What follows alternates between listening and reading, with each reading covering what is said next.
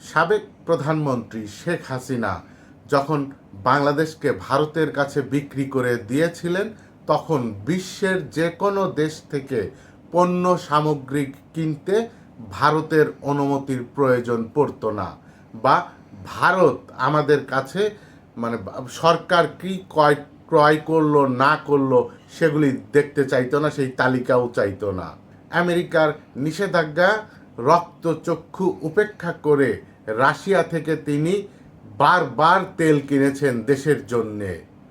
Crisis manager হিসেবেও সাবেক প্রধানমন্ত্রী শেখ হাসিনা কোভিড-19 মতো বিশ্ব মহামারীতেও দেশবাসীকে এতটুকু বুঝতে দেননি কি চলছে সারা বিশ্বে। রাশিয়া ইউক্রেন যুদ্ধের সময়ও সাবেক প্রধানমন্ত্রী ছিলেন দৃঢ়প্রতিজ্ঞ, যেখানে আজকে এই ইরান যুদ্ধের সময় হাবুডুবু খেতে হয়েছে তেলের জন্য সারা দেশে। এখন রাশিয়া থেকেও তেল কিনতে তোমার আব্বাদের পারমিশন লাগে, সরকারি ক্রয় নথিও দেখতে চায় তোমার আব্বারা। মনে হয় না যে একটা স্বাধীন দেশ আর একটা দেশ কিভাবে আমাদের ক্রয় তালিকা দেখতে চায়? মনে হয় যেন মামার বাড়ির আবদার নাকি?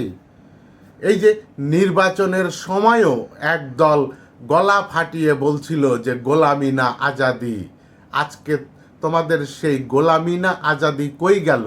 গলা ফাটানো পাবলিকদের কাছে প্রশ্ন যে আসলে গোলামি কোনটা?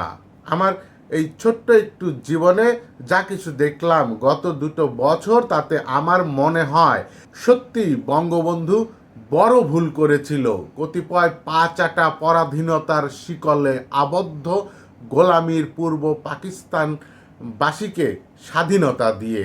এখন তো দেশে কোনো আওয়ামী লীগ নাই, তবুও কি দেশের চিত্র কোনো পরিবর্তন হয়েছে? পরিবর্তন হবেও না, কারণ গত 54 বছর একটা নেতিবাচক গল্প এদেশের মানুষের মগজে ঢোকানোর চেষ্টা করা হয়েছে আওয়ামী লীগের বিরুদ্ধে, বঙ্গবন্ধুর বিরুদ্ধে।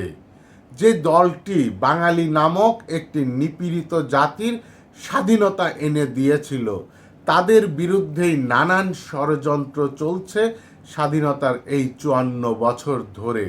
অথচ এখন তাদেরই মাঠ তারাই অস্থির করে চলেছে প্রতিনিয়ত।